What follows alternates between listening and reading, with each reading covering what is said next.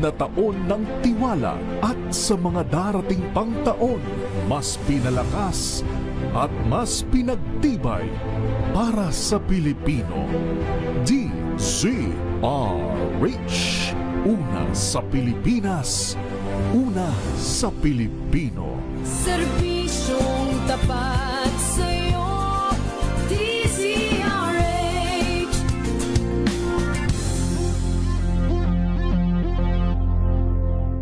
Maagang balitaan, maagang usapan sa mga issue at balita. Kasama si Kuya Angelo Palmones sa Magandang Umaga Pilipinas. Mula Lunes hanggang Biyernes. Luzon, Visayas at Mindanao. Isang oras na balita at talakayan ngayong araw ng At ito linggo. ang programang Maynila, ito ang Pilipinas. Samahan po ninyo hanggang alas 9 ng umaga sa Isyong Pambayan. Gisaldrico Ako 4. naman si Edniel Paruso. Maraming salamat and of course sa mga sumama sa atin. Luzon, Visayas at Mindanao, programang Ang Galing Mo Daw. Isang kwento, iba't ibang anggulo. Muli ako po, si Art. Mga balitang gigising sa inyong umaga. Mga balitang kailangan mong malaman. Mapapakinggan sa ACS Balita sa 2x2. Kasama sina Anthony Taberna at Jerry Baha. Lunes hanggang Biyernes.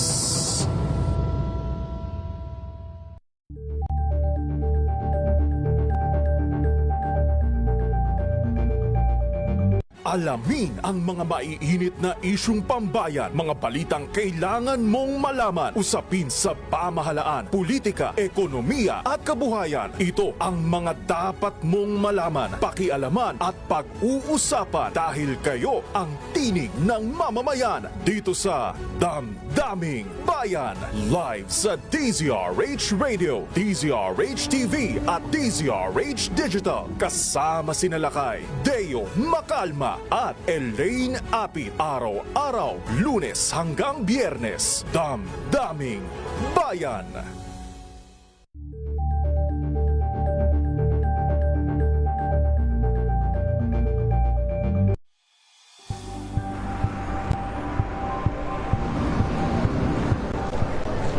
Pa rin ang ating mga eksperto. Dito lang sa Expert Opinion. Ito ang The Better News. TNVS, trending and Isang viral show. kwento, iba't ibang anggulo. Dito sa Point. Bawat pananagutan ating tatalakayin dito sa Hoy. Bawal yan. Pilipino, dito lang sa DZRH TV, matchable entertainment and lifestyle. Ito ang NBC TV Network News. Una sa Pilipinas, una sa Pilipino.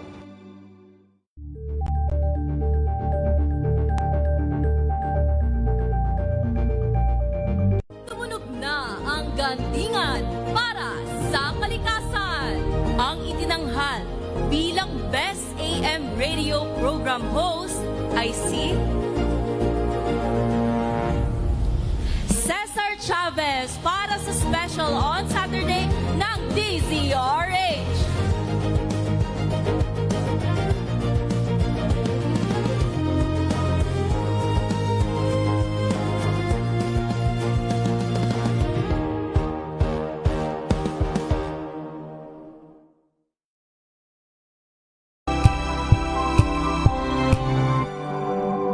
Wow, ang saya.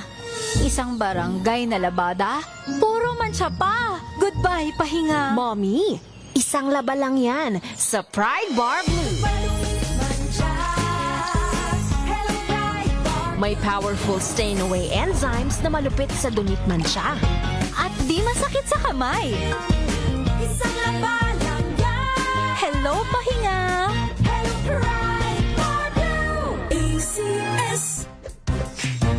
Tanggaling-galing mo, Smart dishwashing paste ko, pritong ulam na masebo, plato o kaldero, tanggaling for everyday. Ganyan pag smart ang dishwashing paste. May double tanggaling formula. Tanggal ang sebo, tanggal ang bakterya. Pahit para walang bahid, linis fantastic sa metal at plastic, number one ko to.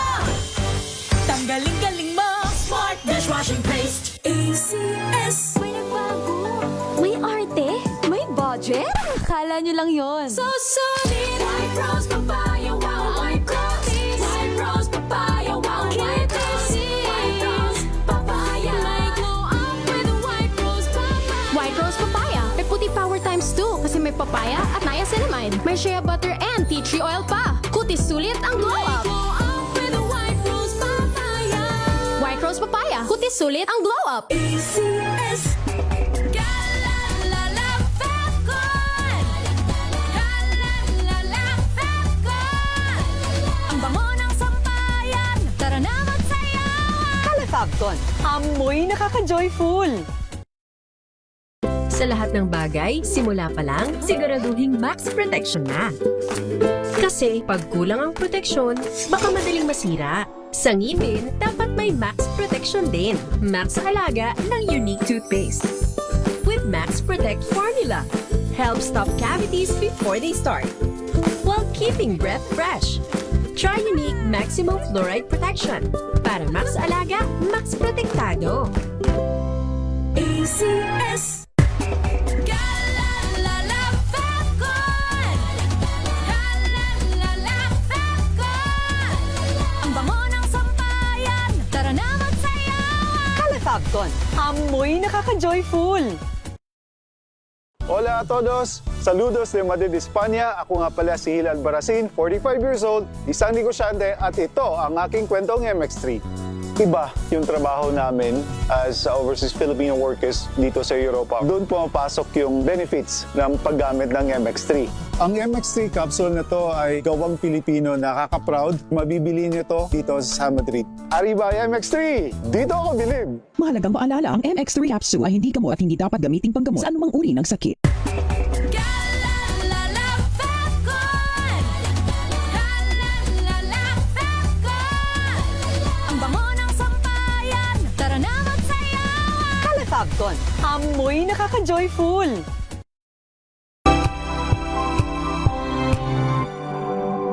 Ito ay bunsod ng naitalang 17 individual na ang kanilang naaresto. Ng Metro Manila Development Authority o MMDA ang No Contact Apprehension Policy o NCAP sa Metro Manila. Sa ang ilang mga dokumento ay peke. Hindi rin legal ang employment na ipinangako sa kanila. Sa mata ng batas, mananagot ang sangkot at may sala. Dahil sa bawat paglabag, may karampatang parusa. Alamin ang mga pananagutan sa likod ng mga bawal. Dito sa Hoy! Bawal Yan! Tuwing Sabado, alas 11:30 ng umaga. Dito lang sa DZRH TV. Luzon, Visayas at Mindanao. Isang oras na balita at talakayan ngayong araw hunang At ito linggo. ang programang Maynila, ito ang Pilipinas. Samahan po ninyo hanggang alas 9 ng umaga sa Isyong Pambayan. Gisaldrico Ako naman si Edniel Parosa. Maraming salamat and of course sa mga sumama sa atin. Luzon, Visayas at Mindanao, programang Ang Galing Mo Daw. Isang kwento, iba't ibang anggulo. Muli ako po, si Arnie. Tips kung paano mapalaking marunong sa pera ang iyong mga anak. Alamin. This portion is brought to you by ACS Manufacturing Corporation, ISO certified, maker of world-class quality Pride detergent. Ang pagiging marunong sa pera ay mahalaga, kaya naman habang bata pa ang iyong anak, importanteng matutunan niya ang konsepto ng pag-iipon at pagiging masinop sa pera. Pero paano nga ba ito? Ayon sa Ramsey Solutions, simulang hasain ang iyong chikiting sa pamamagitan ng pag-iipon sa alkansya. Makatutulong din kung ipaiintindi mo sa kanya ang halaga ng mga bagay. Halimbawa na lamang yung presyo ng kanyang mga laruan o kaya naman ay ang paborito niyang snacks. Payo pa rito, simula ng pagbibigay ng pera sa paraan ng commission at hindi allowance. Ibig sabihin, pwede mo muna silang bigyang ng gawain bago niya makuha ang naturang reward. Maliban pa riyan, ituro rin sa kanila na iwasan ang bigla-biglang pagbili ng mga bagay na hindi pinag-iisipan. Bigyan sila ng responsibilidad gaya ng mga junior o kiddie savings bank account o kaya naman ay turuan sa paggawa ng budget. At syempre, huwag kalimutang magpakita ng good money habits para magsilbing good example. This portion is brought to you by ACS Manufacturing Corporation, ISO certified, maker of world-class quality Pride detergent. Maulan man, no worries na amoy kulog ang damit. Charm Fabcon, bangong kumakabloom, tanggal amoy kulog sa bango ng charm. Kaya gamit ko, Charm Fabcon with Bloom Fresh technology. Kills 99.9% of kulob-causing bacteria. May aroma burst pa of thousands of flowers and berries. Ang sampay sa loob, no amoy kulob. Bangong kumakabloom sa charm. Charm Fabcon. ACS. May nagbago. May arte. May budget. Akala nyo lang yon. So solid. White Rose Papaya, wow, white rose. White Rose Papaya, wow, white rose. White Rose Papaya. May glow up with a White Rose Papaya. White Rose Papaya. May puti power times 2 kasi may papaya at niacinamide. May shea butter and tea tree oil pa. Kutis sulit ang glow up. Glow up with a White Rose Papaya. White Rose Papaya. Kutis sulit ang glow up. ACS. Galalala Fabcon. Galalala Fabcon. Ang bango ng sampayan. Tara na magsayawan. Kala Fabcon, amoy nakaka-joyful.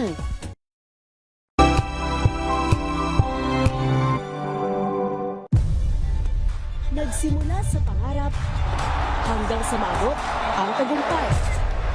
Iba't ibang kwento, iba't ibang mukha ng atletang Pilipino. Mas pinatindi, mas pinalakas, at mas pinaaksyon sa Match Point tuwing Sabado, 12:30 ng tanghali sa DZRH TV. Tuloy-tuloy ang pagtulong, tuloy-tuloy ang pagseserbisyo, at tuloy-tuloy ang balitaan kasama si May Binauhan sa Operation Tulong mula Lunes hanggang Biyernes.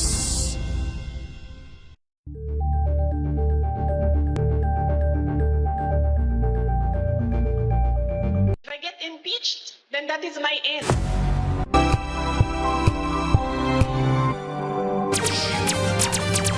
Ang oras natin ngayon ay ganap ng 9 na minuto makalipas ang alas 11. Iba na talaga ang panahon ngayon, lalo na kapag kalusugan ang pinag-uusapan.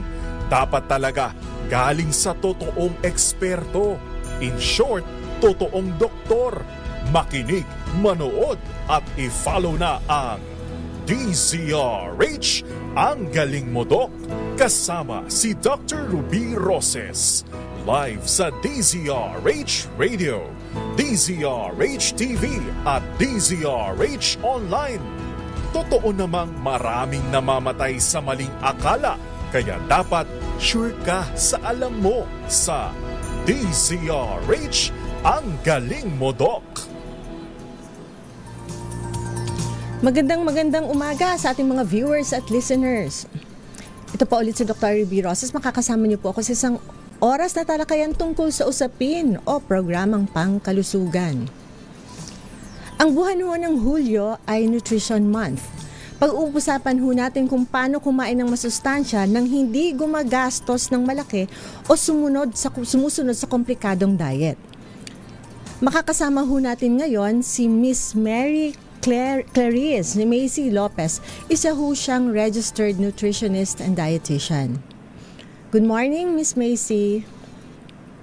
Hello po, magandang umaga po. Ayan, maraming salamat no at pinaunlakan mo na naman kami dito sa ating programa. Nauna sa lahat no, bakit kailangan i-celebrate itong Nutrition Month? Yes po, actually po yung Nutrition Month po is taon-taon po nating nationwide campaign. So na-celebrate po natin ito tuwing buwan po ng July para ipaalala po sa lahat na kung gaano po kahalaga ang tamang nutrisyon. Hindi lang po ang Nutrition Month is tungkol sa pagkain po, kundi tungkol din po siya in overall health, pati po paglaki ng mga bata, pag-iwas po sa sakit, at pag-improve po ng overall na quality po ng life. Kasi kapag healthy po ang isang tao, mas nagiging productive po tayo sa school, sa trabaho, at sa everyday life po natin. I understand, di ba, tuwing sinaselebrate ito Nutrition Month, nagkakaroon ng iba-ibang theme o tema. For this year, ano ho ba yung tema natin at ano ba ang mensahe ng temang ito sa ating mga Pilipino? Yes po. So this year po, ang theme po natin ay Sapipan Sama-sama sa Nutrisyong Sapat para sa Lahat. Tapos may sub-theme po ito na nagpo-focus na nutrition at kalikasan ating pangalagaan. So it reminds us po nitong tema na ito na ang nutrition po ay connected po sa environment at food security po ng Pilipinas po. So ang PIPAN naman po, ito po yung Philippine Plan of Action for Nutrition po natin. Ito po ang roadmap ng bansa para labanan po ang malnutrition po. Base doon, no, sa tingin ninyo, di ba sinabi, labanan ang malnutrition. Is this still the number one problem when you talk of nutrition? Yes, Doc. No? So, sa Pilipinas, currently, mataas pa rin po ang malnutrition po natin. So, ang malnutrition naman, Doc, hindi lang siya dahil sa sobrang pagkapayat po ng bata o yung pagiging undernourished. Bagkus, included din po yung pagiging overweight, which is currently the trend din po sa Pilipinas because of a lot of developments po ng mga access sa food. So, talagang malnutrition pa rin po ang pinaka-focus po ng ating nutrition month po. Okay, icebreaker lang tayo. Kung sa inyo, no, tatanungin, kung meron kang kailangang i-change na isang eating habit sa isang Pilipino, ano kaya yon? Siguro, Doc, ang pinaka-habit po na kailangan natin baguhin is yung mindset po na marami pong bawal na sa regular po na diet, yung lagi po nating pinopromote po, no, para makakuha tayo ng healthy and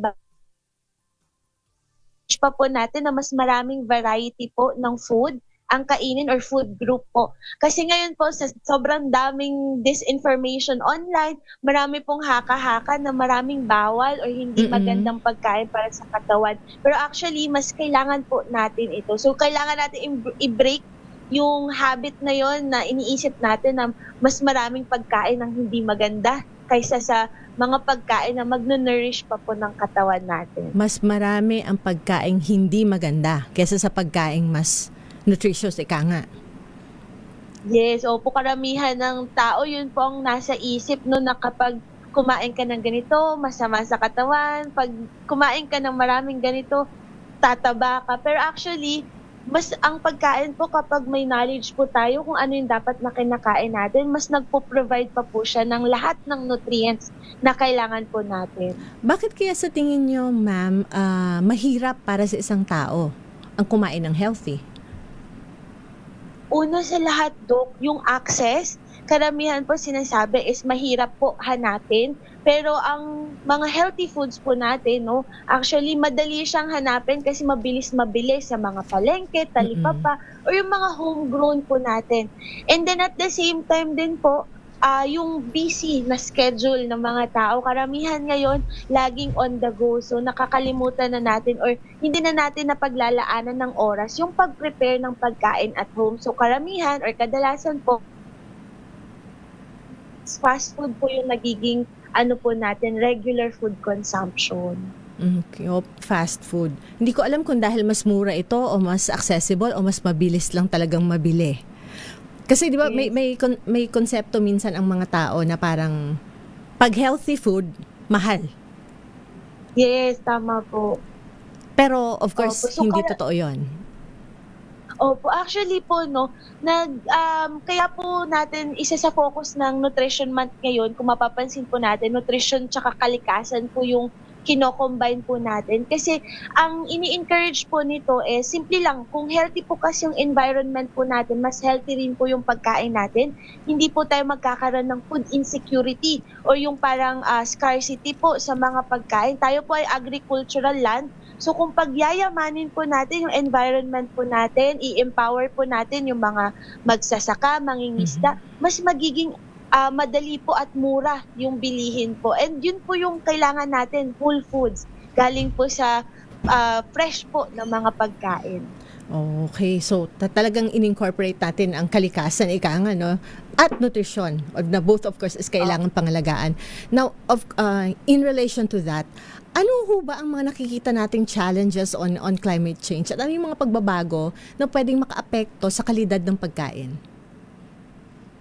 Dahil po kasi, Dok, sa matinding init, no, tapos madalas bumabagyo, yung parang hindi po natin predicted yung mga nagiging weather po sa Pilipinas, pati po yung pagbaha, naapektuhan po yung ating agricultural sector, so bumababa po yung ani. Tapos tumataas po yung presyo ng pagkain. So minsan, mas nagiging limitado po yung supply ng gulay, prutas, at iba pang mga nutritious po na pagkain. So kaya po, malaki talaga yung effect ng climate change. Kapag nagkakaroon ng weather changes na unexpected, dun po nagkakaroon ng problema po sa sa agrikultura din po natin.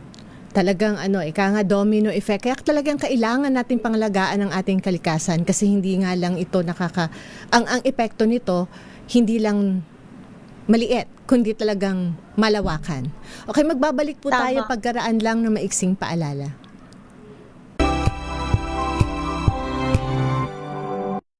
Sa puso ng kalikasan, natatangi ang prutas ng mangosteen. Ito ay nagtataglay ng antioxidant compounds na alpha, beta at gamma mangosteen. Ang MX3 capsule ay isang food supplement na gawa sa natural na mangosteen. Ito ay tested and proven to help avoid knee joint pain discomfort para iwas-iwas sa sakit with long-term supplementation 2 capsules daily. MX3 capsule, tunay, natural at original. Mahalagang paalala, ang MX3 capsule ay hindi gamot at hindi dapat gamiting panggamot sa anumang uri ng sakit.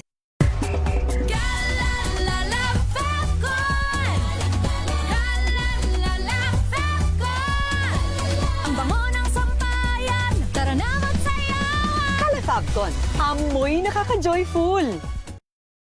Kia ora, my name is Tyron Victa and I'm an operating theatre nurse here in Christchurch, New Zealand. The main thing that really moves me day by day is to be able to impact lives. Of course, it's the hand of the Lord. He uses MX3 to be able to do those things. I attribute it to, of course, the antioxidant factors of MX3. And of course, healthy diet and just keeping fit. MX3, dito ako believe. Mahalagang paalala, ang MX3 capsule ay hindi gamot at hindi dapat gamiting panggamot sa anumang uri ng sakit.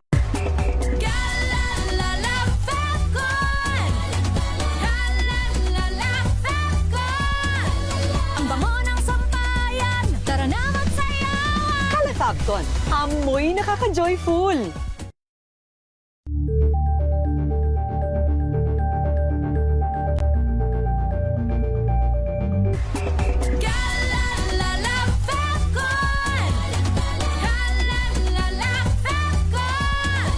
Ang bango ng sampayan, tara na magsayawan! Calafabcon, amoy nakaka-joyful!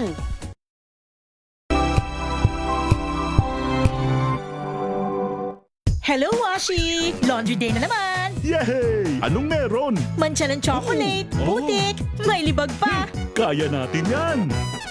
With Pride Washing Machine Detergent, may triple stain-away formula. Tanggal ang makapit, madikit, at malupit na dumit mancha. Kaya easy-easy ang labada. Mula noon hanggang ngayon! All you need is pride. All you need is pride. ACS. Wow, ang saya. Isang barangay na labada, puro mancha pa. Goodbye, pahinga. Mommy, isang laba lang yan sa Pride Bar Blue. May powerful stain-away enzymes na malupit sa dunit mancha. At di masakit sa kamay. Isang laba lang yan. Hello, pahinga. Hello, Pride Bar Blue. ACS. Tinesting, sinuri, siniyasan. Ang resulta? Super effective ang Shield sa pagpatay ng bakterya at virus. Shield Antibacterial Soap. Believe ang mga eksperto sa Philippine Nurses Association. At si Mami. Tiwala ako sa Shield. Shield Antibacterial Soap. Napatunayang mabisa. Ang mga nurse, tiwala. ACS. Maagang balitaan, maagang usapan sa mga issue at balita. Kasama si Kuya Angelo Palmones sa Magandang Umaga Pilipinas. Mula Lunes hanggang Biyernes.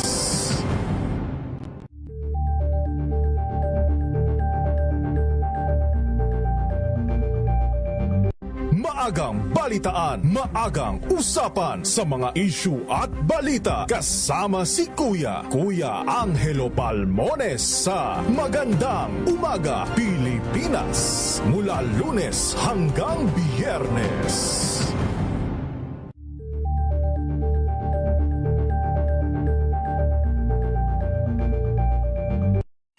Mga balitang gigising sa inyong umaga. Mga balitang kailangan mong malaman. Mapapakinggan sa ACS Balita sa 2x2.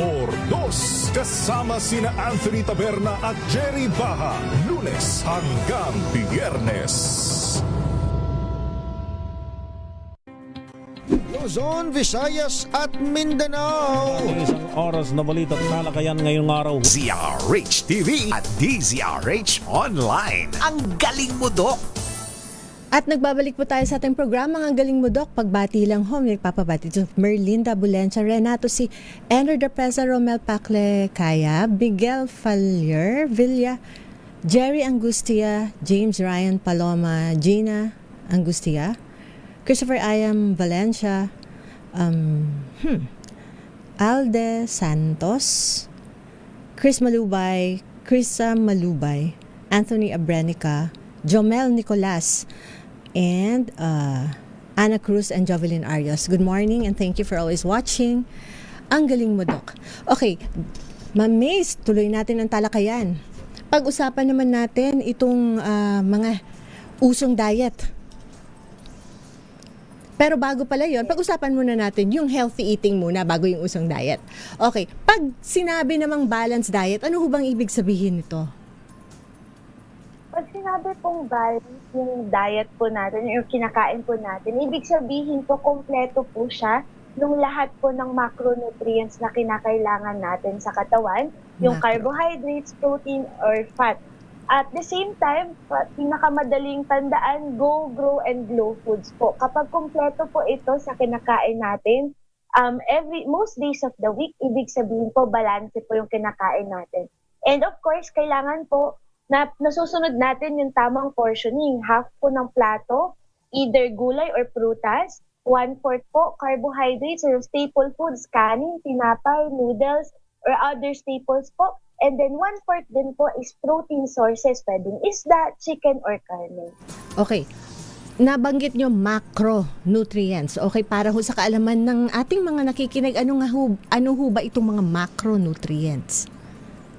Opo, so pag sinabing macronutrients, ito po yung hindi dapat mawala sa kinakain po natin. Ibig sabihin, yung katawan po natin, most of the function po ng mga organ system natin nagre-rely dito sa mga nutrients na ito, which is carbohydrates para sa energy po ng katawan natin, para gumalaw po tayo, makakilos po tayo. And then protein naman po para sa ating muscles, no, para sa repair, and para hindi po tayo mamayat ng sobra-sobra. And then fat naman po, of course, kailangan din po natin as a third source ng energy po natin. And also for other hormones and other systems po ng katawan. So ibig sabihin, dapat po alinman dito sa tatlong ito, hindi po natin tatanggalin. No? Kahit po nagbabawas tayo ng pagkain. Ayan, okay. So ito yung pinggang Pinoy? Tama po. So nasa yung pinggang Pinoy po, kompleto po siya nitong tatlong macronutrients po na ito. So para mas madali, ang pinggang Pinoy po kasi ginawa siya para mas madali po nating ma-picture out ano ba yung itsura ng tamang plato. So, madali po kasing sabihin, kailangan natin ng carbohydrates, protein, and fat. Pero paano po ba yung itsura niya sa plato? So yun po, Pinggang Pinoy po yung pinaka-guide po natin as Filipinos. Ayan, kasi 'di ba minsan parang yung mga tao 'di ba parang ayokong kumain ng masyadong maraming carbohydrates. Ay siguro tanggalan ko o bawasan ko yung kanin. Okay, tama ho ba itong ginagawa nila na kailangan tanggalin or ang carbohydrates or kanin, or if ever, ano ba talaga yung pinakatamang proportion nung carbohydrates at kanin? Kasi like an equivalent of your rice, for example, it can be bread, right? So when you talk of yung carbohydrates.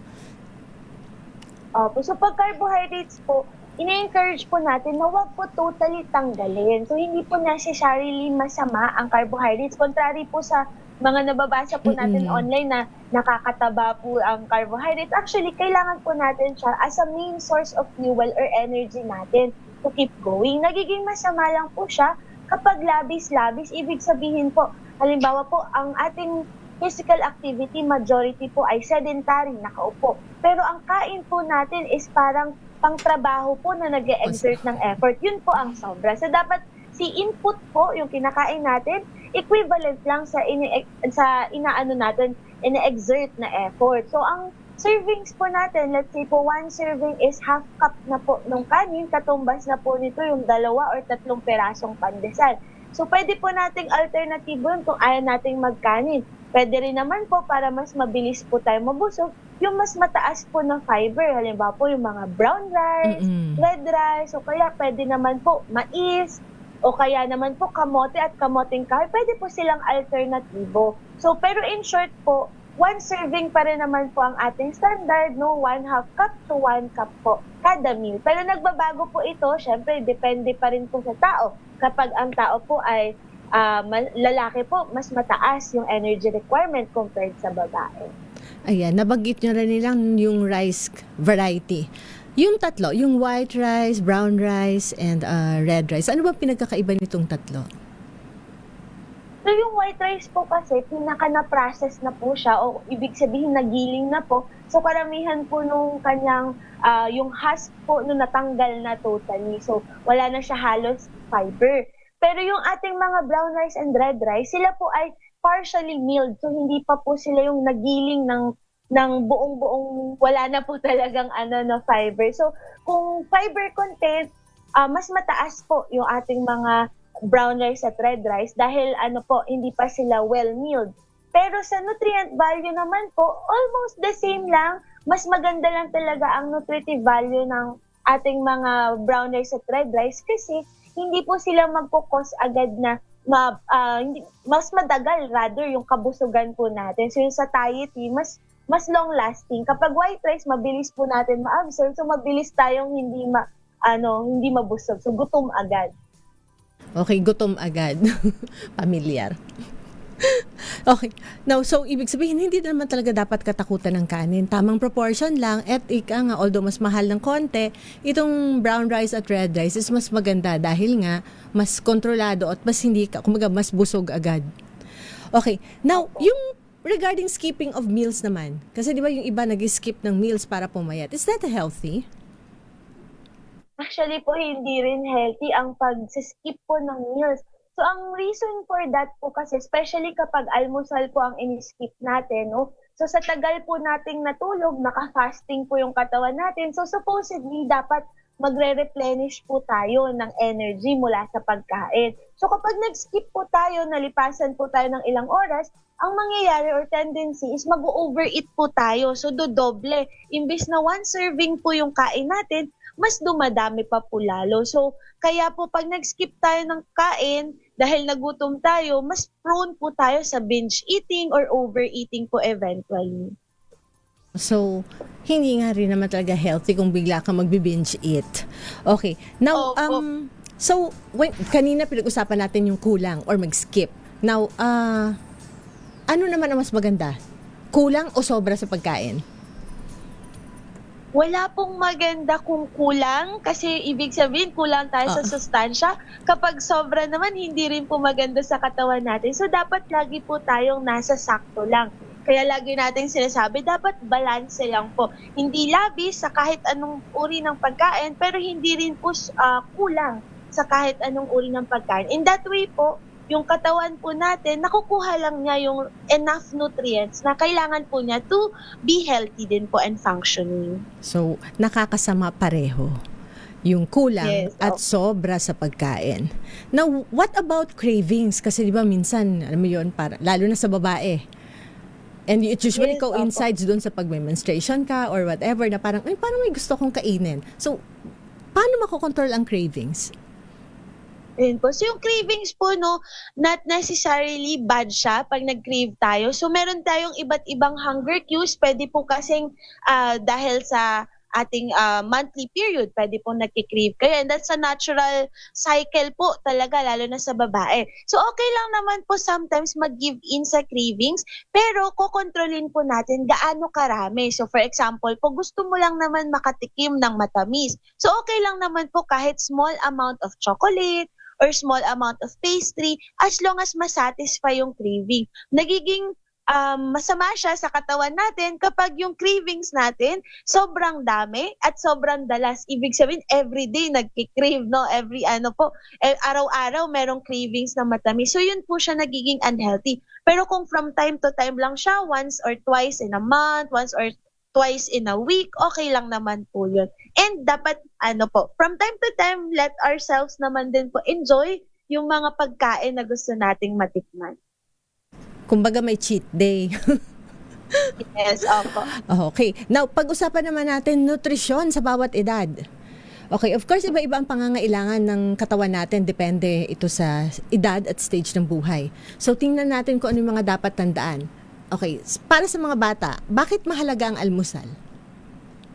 So sa mga bata po, very important na may almusal bago pumasok para hindi po sila nangihina sa school at mas madali po silang makapag-participate sa mga school activities. So gaya po nung nabanggit ko kanina, ang almusal po yung magiging source of energy ng bata to keep functioning the whole day. So without po kasi almusal, may mga studies po na nagsasabi na ang bata na madalas nagsiskip po ng almusal ay poor yung performance sa school. So para po sa magandang functioning ng kanilang brain and ng kanilang physical na katawan, kailangan po talaga may almusal po. Okay. Now, syempre, pasukan. Binabaunan natin yung mga, of course, yung mga bata, no? Ano ang magandang baon para sa school? For school po, no, for snacks po ng bata, something po na nakakabusog pero at the same time hindi sobrang tamis. So dito po tayo nagkaka-problem.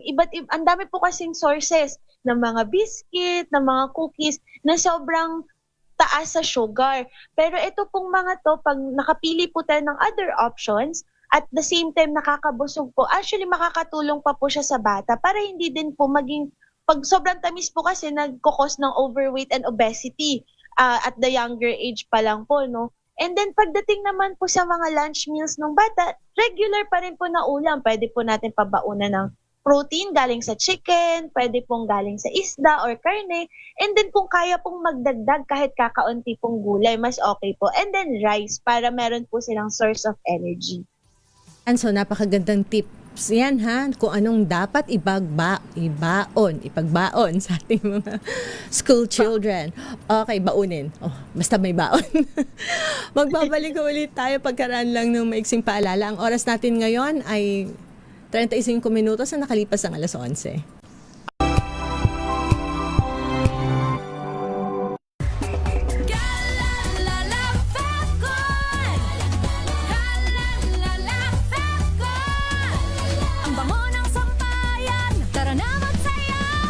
Fabcon, amoy nakaka-joyful.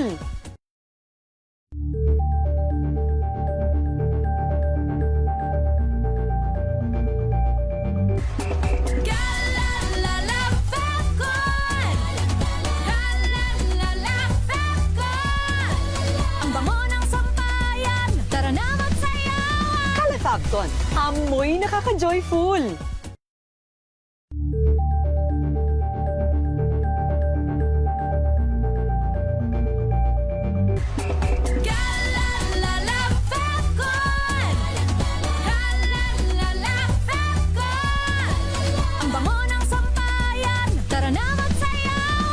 Fabcon, amoy nakaka-joyful.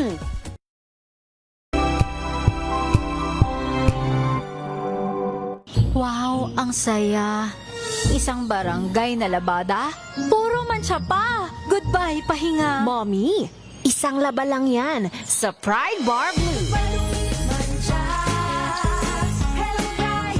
May powerful stain-away enzymes na malupit sa dunit mansya. At di masakit sa kamay. Isang laba lang yan. Hello, pahinga. Hello, Pride Bar Blue. ACS. Tanggaling-galing mo. Smart dishwashing paste ko. Pritong ulam na masebo. Lalo ang kaldero. Tanggaling for everyday. Ganyan pag smart ang dishwashing paste. May double tanggaling formula. Tanggal ang sebo, tanggal ang bakterya. Pahit para walang bahid. Linis fantastic sa metal at plastic. Number 1 ko to. Tanggaling-galing mo. Smart dishwashing paste. ACS. May nagbago. May arte. May budget. Akala nyo lang yon. So solid. White Rose Papaya. Wow, white cookies. White Rose Papaya. Wow, white cookies. White Rose Papaya. May glow up with White Rose Papaya. White Rose Papaya. May puti power times 2 kasi may papaya at niacinamide. May shea butter and tea tree oil pa. Kutis sulit ang glow up. Glow up with White Rose Papaya. White Rose Papaya. Kutis sulit ang glow up. ACS. Galalala Falcon. Galalala Falcon. Ang bango ng sampayan. Tara na magsayawan. Calefabcon, amoy nakaka-joyful. Sa lahat ng bagay, simula pa lang, siguraduhing max protection na. Kasi pag kulang ang proteksyon, baka madaling masira. Sa ngipin, dapat may max protection din. Max sa halaga ng unique toothpaste. With Max Protect Formula, help stop cavities before they start, while keeping breath fresh. Try unique maximum fluoride protection. Para max alaga, max protektado.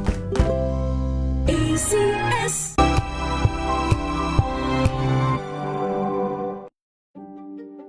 Buklatin ang mga pahina. Pakinggan ang boses ng lipunan. Tunghayan ang mga issue mula sa ibang katayuan. Nakakalungkot kasi deserve ba namin ng ganito?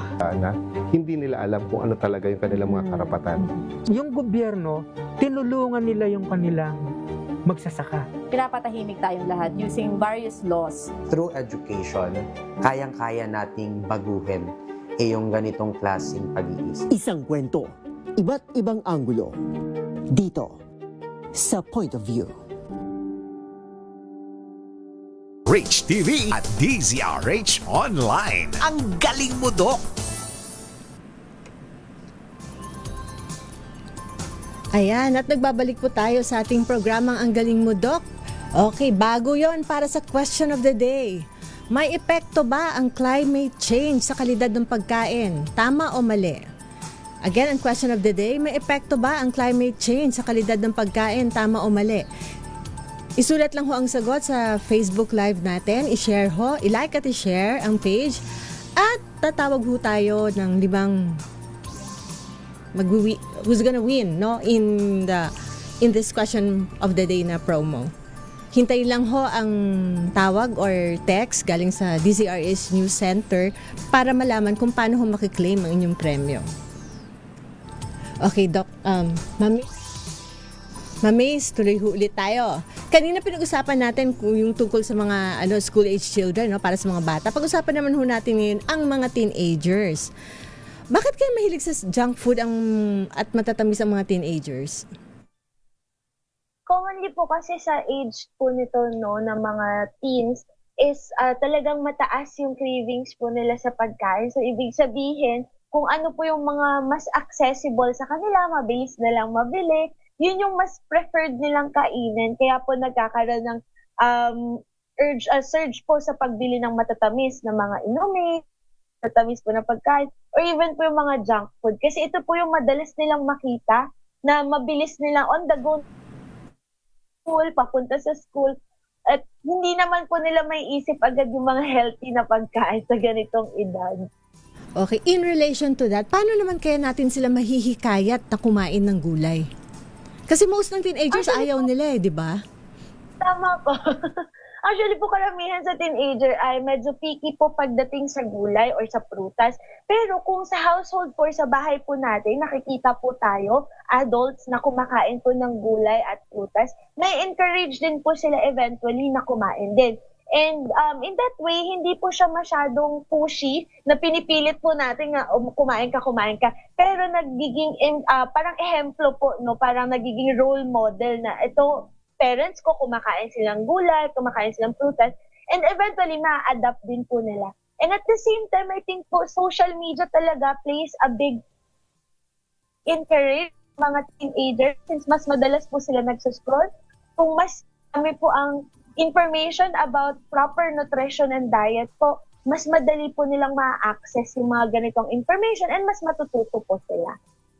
Ngayon, di ba meron parang mga snacks na parang dehydrated na mga, what do you call this, gulay at prutas, right? Opo. So, is that healthy? Actually po, as long as hindi po siya high in sodium or yung masyadong maalat, okay po siya. Meron po kasi mga brand na ganito na talagang plain po sila, dinihydrate para magmukhang cheap po. Which is okay po. Actually, maganda siyang alternative para at the same time nakakakain pa rin po ng gulay yung mga kabataan or even adults po. The thing is, sometimes po may mga added flavoring or salt pa or sodium na dinadagdag. Doon po siya nagiging unhealthy. Kasi mas magiging maalat yung sodium consumption naman natin, tumataas po. Speaking of adults, syempre itong mga adults ang medyo sobrang busy kasi syempre ito yung mga working age group. Paano kaya makakakain ng healthy naman ng isang adult? Yes po, I think po, pag sa adult po, importante kasi na majority dapat ng kinakain natin is home cook. Pero dahil busy po, no, madalas kulang sa oras. So maganda po, pwede po natin maglaan po tayo ng ilang oras. Halimbawa, linggo po, pwede po tayo mag-meal prep para at least the whole week meron ka na pong pwedeng baunin or kainin. At the same time, pwede rin po tayong mag-patronize ng mga karinderya. Actually, they have a variety of vegetable dishes, mga protein sources. Pwede din po yun. So magandang alternatibo siya sa home cooked meals kung hindi natin maluto. At the same time po, try po nating iwasan yung mga labis na matatamis, maalat at matataba, especially for adults, para hindi po tayo mag-develop ng mga non-communicable diseases or yung mga lifestyle-related na sakit. Okay, sa taas ng bilihin, minsan hindi na kumakain itong mga, of course, mga nagtatrabaho sa opisina o kung saan man, di ba, nagbabaon na lang. Ano kayang healthy food ang pwede o mabilis dalhin sa opisina? Opo, for snacks din po, pwede din po ang mga adults sa mga biscuit na hindi highly flavored, yung mga crackers po na plain lang na biscuit. Pwede rin po tayong magbaon ng prutas. So, madali pong baunin ang mansanas, saging, okay din po yun. Or kahit boiled po na saba, pwede din pong merienda, no? Sa pagkain naman po, halimbawa tanghalian po, pwede pong magbaon ng kung ano na yung naulam kinagabihan. Kung meron pong leftover or tira, pwede pong baunin yun, initin ulit. Pwedeng isda, pwedeng lutong ulam na may gulay na po at kanin. So, at the same time, nakakatipid po tayo and nababawasan din po yung wastage ng mga niluto natin on a day prior po. Okay, para sa mga senior citizens naman, ano kaya mga nutrients, no, ang mas kailangan nila habang tumatanda? Of course, ito makukuha nila through diet. Opo, so sa mga senior citizen po, no, very important po na may adequate protein intake pa rin po kasi mas common po sa matatanda yung wasting or yung pagpayat na po na labis-labis. So, nagiging skinny po yung ating mga elders. So, kailangan importante po, meron pa rin pong source ng protein. Pwedeng galing sa isda, chicken, or karne. And then, calcium po para masuportahan po ang kanilang mga buto. Pwede pong galing sa gatas or other dairy products or mga cheese. And then, fiber po, kasi karamihan din po sa kanila, nahihirapan na po sa bowel movement. So, importante din po ito. And hydration. Very important lang din po pala to note pag senior, dapat po laging bite size or mas madali po nilang manguya dahil may mga problema na po sa ngipin or sa pagnguya po. Ayan. Okay, nabanggit nyo rin lang kanina yung calcium, ano? Puntahan naman natin itong mga kababaihan, especially yung mga menopausal. Ano ba yung mga dapat baguhin sa nutrisyon ng isang menopausal? For the diet po, actually, majority wala masyadong changes. Same pa rin po. Although, kailangan pa rin po natin i-focus sa mga nutrients po na kinakailangan. For example po, iron po, to support pa rin yung katawan ng babae, magnesium, and also zinc po. So, very important yung combination na ito dahil during menopausal po, maraming mga signs and symptoms na nafe-feel, yung kumbaga parang feeling laging may sakit, no? So, dapat po kailangan matulungan natin yung immune system natin na palakasin pa po para ma-pacify din po yung mga nafe-feel po na side effect, ay parang sign and symptoms po. Okay, yan. At of course, since very prone na to sila sa osteoporosis, anong idadagdag natin, Ma'am Miss? Calcium pa rin po. And sa ganitong edad po, no, hirap na po kasi yung absorption ng calcium. So talaga nare-recommend natin na combination ng calcium plus vitamin D para mas madali pong ma-absorb ng katawan po. Ayan. So para sa mga menopausal, calcium plus vitamin D. Okay, pag-usapan naman natin mga usong diet. Marami tayong naririnig, di ba? Keto diet, intermittent fasting, low carb, Mediterranean diet, plant-based diet. Dun sa mga usong diet, alin naman dito ang may mga sapat na scientific evidence?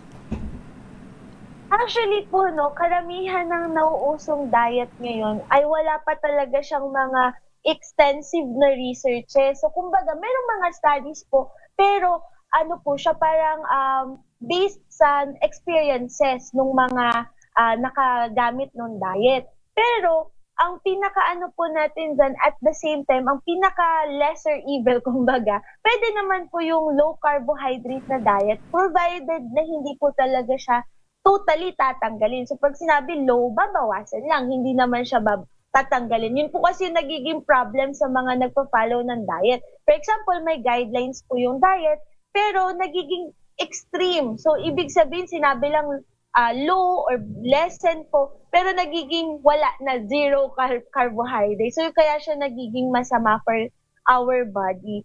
Although si keto diet po, matagal na siyang type of diet, pero hindi talaga natin siya ginagamit for weight loss. Ang pinaka-purpose po na is for those na may mga seizures po or may mga epilepsy. So, dun po talaga siya medically ginagamit in the hospitals. Pero nowadays, may mga development. Ang lang po natin, hindi talaga siya sustainable kasi one, expensive po ang mga fat. Pangalawa, pwede pa po kasi tayo magkaroon ng risk na mag-develop ng heart diseases and even kidney problems. Ayan. Paano naman dun sa mga sumusubok sa intermittent fasting? Pwede ba to sa lahat? So, ang intermittent fasting naman po, pwede po siya provided wala kang any medical condition. No? So, as a regular healthy adult, pwede kang mag-try, mag-follow. For example, wala ka namang diabetes. So, yung iba kasi with diabetes, ginagamit nila to lower talaga yung blood sugar. However po kasi, magkakaroon po tayo ng risk na sobrang bumaba yung sugar mo sa katawan, and that's very dangerous po sa mga taong may diabetes. O kaya naman sa mga may stomach na problems, yung mga may gastritis, hyperacidity, instead na nagkakaroon po tayo ng regular pattern of eating, dahil may window hours lang po ang intermittent, pwede pa pong mag-cause na mas lalong sumakit yung ating sikmura. For the regular adults na walang sakit, temporarily, we can try to practice intermittent fasting provided na after several weeks, you will transition pa din to a regular diet. So, hindi siya magandang long-term na diet.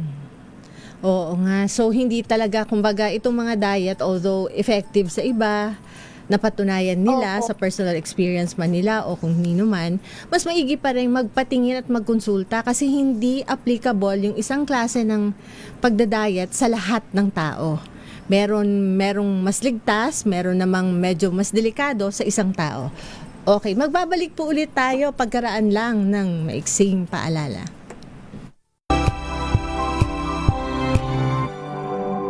Tambalang Anthony Taberna at Jerry Baha ang gigising sa inyong umaga dahil lalatay ang humahagupit na diskusyon at komentaryo Lunes hanggang Biyernes sa 2x2.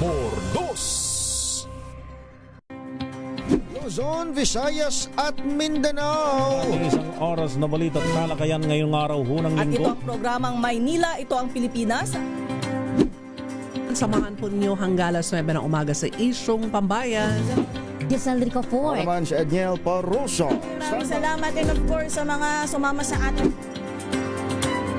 Luzon, Visayas at Mindanao, programang Ang Galing Mo Daw. Isang kwento, iba't ibang anggulo. Muli ako po, si Art.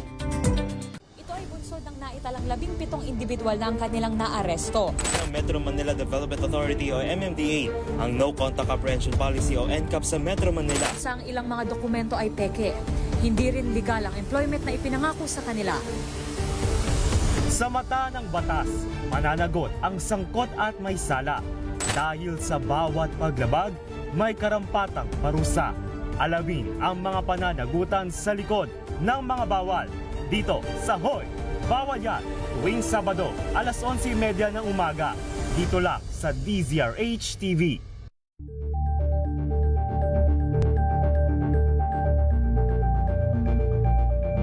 Tumunog na ang gandingan para sa kalikasan. Ang nagkamit ng parangal bilang Best News Anchor ay walang iba kundi si Angelo Palmones ng Magandang Umaga Pilipinas, DZRH Radio 666 kHz.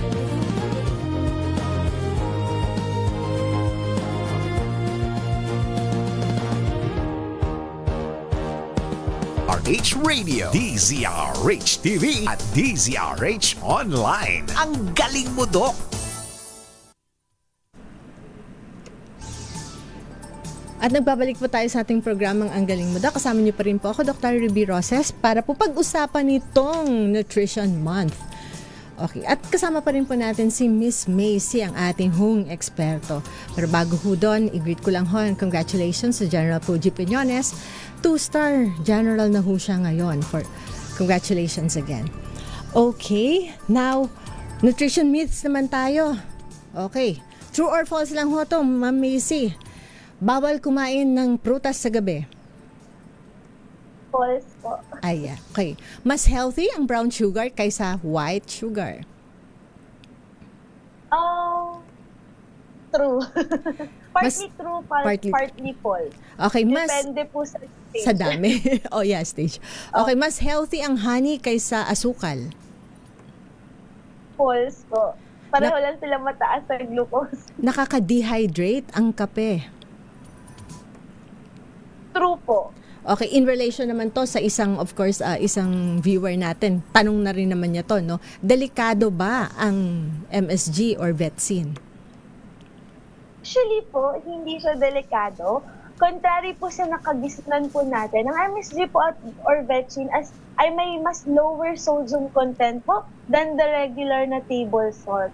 So, nagiging masama lang siya kasi na-picture out na siya before no na kapag may MSG or Vetsin po mas masama. Actually, kung pipili po tayo ng pampalasa, mas onti pa po yung magagamit nating MSG or Vetsin kasi onti lang malasa na. Unlike pag asin, sobrang dami mo nang nilagay, hindi mo pa rin siya natitimpla, kaya napaparami yung sodium content. So, pero yun po, hindi siya masama, lesser pa po ang sodium ng MSG. Ayun. Okay, so yan, myth talaga yan. Now, bawal ang itlog sa taong may mataas na cholesterol. False po. Okay. So, again, po, depende sa consumption. Hindi healthy ang frozen na vegetables. False din po. False. Okay, ito naman sa mga nagpapapayat, di ba nauuso itong mga lemon water? Nakakapayat ba ang lemon water? False po. Hindi po. Okay. Now, speaking of water, no? Gaano ba karaming tubig ang dapat inumin ng bawat araw? Opo. Sa adults po, no, before, ang standards natin is 8 glasses. Pero ngayon po, meron ng mga bagong studies po na 8 to 10 at least po na glasses. So, parang 2.5 liters po to 3 liters po yun, the whole day. Pero yun po, staggered naman po yung pag-inom. Hindi siya sa isang upuan na pag-inom. The whole day naman na po yun. para hindi po tayo ma-dehydrate. O nakakalunod naman ang pakiramdam. Yun nga, magpapa-ultrasound ka lang, di ba? Yung paiinumin ka ng, okay, inom ka ng 1 litro para Okay. Now, since pag-usapan ka na yung sodium content nung ating vaccine, so na-discuss nyo na yung na hindi maganda ang sodium o yung alat. Pag-usapan naman natin yung asukal, so the sweet. Gaano karaming asukal naman ang ligtas kainin? Actually po, napakababa nung sugar content na kailangan natin the whole day. So, dapat po hindi po siya tataas talaga roughly ng 6 teaspoons po the whole day. Kasama na po yun yung sa inumin, kasama na po dun yung sa pagkain, sa pagtimpla po ng kinakain natin. 6 teaspoons lang po dapat, so about 25 grams po yun sa maghapon. Konti lang para sa malakas kumain ng tsokolate at candy.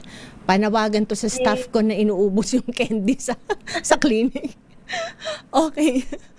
Now, yung mga artificial sweeteners naman. Opo, artificial sweeteners, okay po siyang alternatibo. Lalo-lalo na po sa mga nagbabawas po talaga ng sugar intake. So, okay lang naman po. Pwede rin po yung ating natural po na sweetener, which is stevia. Okay din po siya. Pero of course, kapag sobra-sobra, dapat 1 pakete lang po yun, no, kada gamit. So yung iba naman po kasi 2 or 3 pakete kasi mas mababa daw yung tamis. So kaya siya nagiging excessive din. Pero okay po siyang alternatibo, especially po kung meron po tayong mataas na blood sugar po, mas maganda po siyang alternative than the regular na table sugar po. Okay. Now, dun sa ibang mga tao, di ba minsan, mahal ang bilihin. Kunyari, 300 pesos lang ang budget ng isang pamilya. Kasi sabihin na natin, yung isa sa lang sa kanila, ang tatrabaho minimum wage, siyempre gagastos pa ng iba. Okay, kung 300 pesos lang ang meron ng isang pamilya, kasya ba to para makagawa ng isang meal na kumpleto?